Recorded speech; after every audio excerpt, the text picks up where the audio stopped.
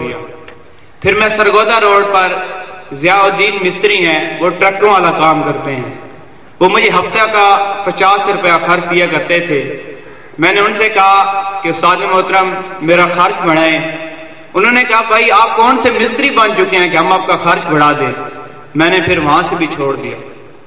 फिर उसके बाद मुझे एक ऐसा काम मिला जिससे मैं ज्यादा पैसे कमा सकता था, तो फिर मैंने मकनातीस लेकर उससे सड़कों बाजारों और अड्डों से लोहा जो है वो चुनना शुरू कर दिया।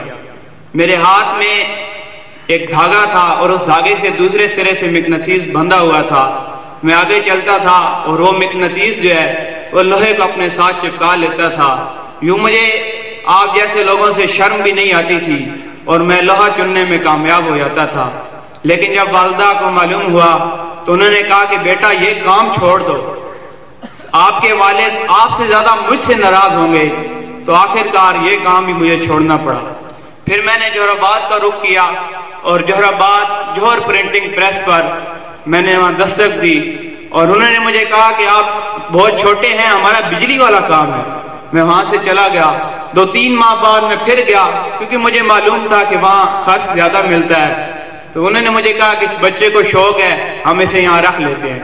उन्होंने मुझे 200 माहाना खर्च पर रख लिया। जब मैंने 15 दिन गुजारे तो वहां से मैंने 200 रुपया लिया और वहां से छोड़ दिया।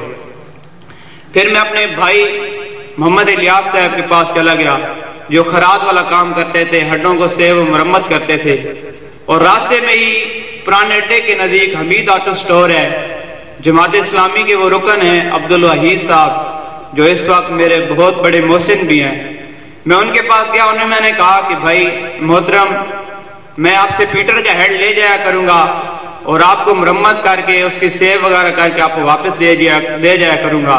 उन्होंने कहा ठीक है। इस तरह मैं अपने भाई और हमीद ऑटो स्टोर के दरमियान एक राब्ता का काम कर रहा था और कभी कंधे पर हेड उठाकर ले जाता और कभी साइकिल पर हेड ले जाता और इस तरह हेड मरम्मत करके उनसे 150-200 रुपया लेता।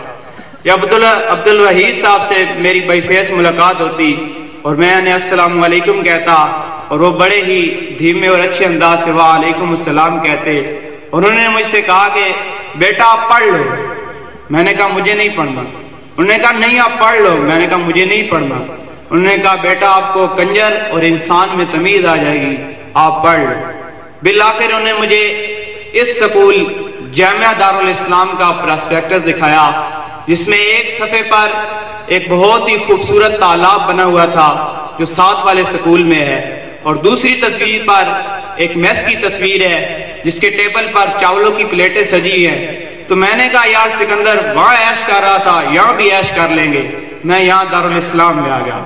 सन 2000 में इस्लामी जमीयत तलबा के रुकन आतिफ भाई मुझे मोटरसाइकिल पर बिठाकर यहाँ आया तो मुख्तलिफ इलाका जात के तलबा से मेरी मुलाकात हुई, मुख्तलिफ जुबानें सुनने को मिली, उनके अखलाक देखे और फिर इससे बढ़कर असाज़ा के अंदर खुलूस देखा, बेलौस मोहब्बत देखी तो यहाँ रहने को जी कर गया। और यहाँ ऐसा दिल लगा कि सन 2000 में 4वीं जमात में 5वीं क्लास से मेरे नंबर ज्यादा थे और मुझे यहाँ स्टार ऑफ जामिया के लक़ब से नवाजा गया। फिर 2003 में कुछ रंजिशों की वजह से और फीस न होने की वजह से मुझे यहाँ से छोड़ने पर मजबूर किया गया और मैं मजबूर हुआ और मैं घर चला गया। फिर मेरे बहुत ही शफीक और मेहरबान असाज़ा मोहम्मद यार जफर साहब और अब्दुल्ला साहब मेरे घर गए और उन्होंने जाकर मेरे वालिदैन से कहा कि ये बच्चा अभी ना समझ है, इसे वापस भेजें, ये पढ़ लिख कर कुछ बन सकता है। आखिरकार इनकी मेहनत की वजह से मैं फिर दारुल इस्लाम में आ गया। सन 2007 में मैंने फिर यहाँ से छोड़ दिया और फिर अब्दुल वहीद साहब ही की मेहरबानी से मैं फिर दारुल इस्लाम में वापस आ गया। तो हाज़रीन मोहतरम 2007 के अंदर गाड़ियों के अंदर ये काम करने वाला तालिब इल्म 75% नंबर हासिल करता है और अपनी क्लास में ये सेकंड आता है। फिर 2009 में मैं डी काम की तरफ रुख करता हूँ, डिप्लोमा इन कॉमर्स की तरफ। फिर मैं बीए की तरफ आता हूँ और उसमें मेरे 69% नंबर हैं। इसके साथ साथ मैं इस्लामी जमीयत तलबा से वाबस्ता हुआ रफीक बना, उम्मीदवार रुकन اور 2011 میں جب میں 69% نمبر لیے تو ساتھ ہی میں اسلامی جمعیت طلبہ کا رکن بھی بن گیا۔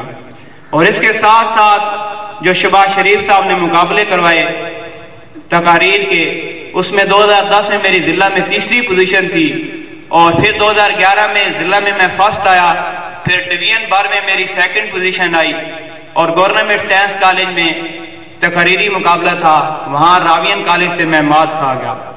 تو اس طرح بی اے کر کے میں آج جامعہ پنجاب میں ایم اے اسلامیات کا طالب علم ہوں، اور اس بات میں جو محنت ہے وہ میرے یہاں دارالاسلام کے اساتذہ کی محنت ہے، اور ایک سب سے بڑے محسن جو عبدالوحید صاحب ہیں جنہوں نے مجھے اس کا راستہ دکھایا، اور اس سے بڑے محسن محترم پروفیسر چودھری عطا اللہ صاحب ہیں جنہوں نے مجھے بغیر فیس کے یہاں پڑھنے کے لیے ماحول فراہم کیا، اور اس سے بڑھ کر یہاں کے طلبہ ہیں جنہوں نے میرے لیے اس ماحول کو سازگار بنایا، اور میں نے خوشی سے یہاں دن گزارے۔ تو حاضرین محترم، جب یہ دارالاسلام کا طالب علم جامعہ پنجاب میں پہنچتا ہے تو وہاں صورتحال اس طرح دیکھتا ہے کہ کلاس کی 111 کی تعداد ہے، اور ان میں سے 20 طلبہ صرف ایسے ہیں جو عربی گرامر سے آگاہ ہیں، باقی ساروں کے سارے عربی سے بالکل ناآشنا پڑھ رہے تھے اور وہ ابھی مطلب نہیں جانتے۔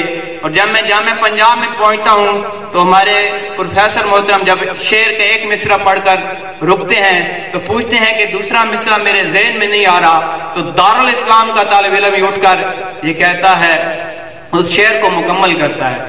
اسی لحاظ سے جو ہے میں جامعہ دارالاسلام کا بہت ہی ممنون ہوں، اور آج جو میں گاڑیوں کا کام کرتے کرتے ورکشاپوں میں دھکے کھاتے کھاتے لوگوں کی تان اور ملامتیں سنتے سنتے آج اس میں مقام پر ٹھہرا ہوں، وہ سب سے زیادہ جو کردار ہے وہ جامعہ دارالاسلام کا ہے، اور جامعہ دارالاسلام کے جو اساتذہ ہیں وہ اسلامی جمعیت طلبہ اور جمعیت طلبہ عربیہ کی تعلیم یافتہ ہیں۔ تو میں اس لیے آپ والدین سے بھی گزارش کرتا ہوں کہ مایوس مت ہوں، اپنے وہ رشتہ دار اور اپنے وہ کزن اور بھتیجے اور نواسے جو اب تک تعلیم سے محروم ہو چکے ہیں انہیں پھر علم کی راہ پر گامزن کیجیے۔ انشاءاللہ تعالی یہ تعلیم جو ہے ان کے لیے امیدوں کا محور، تمناؤں کا مرکز اور آرزوؤں کا حاصل ٹھہرے گا، اور پھر اقبال کا یہ شعر اس کا مصداق ٹھہرے گا کہ اس دور میں تعلیم ہے امراض ملت کی دوا، اس دور میں تعلیم ہے امراض ملت کی دوا، ہے خون فاسد کے لیے تعلیم مثل نشتر وما علینا الا البلاغ۔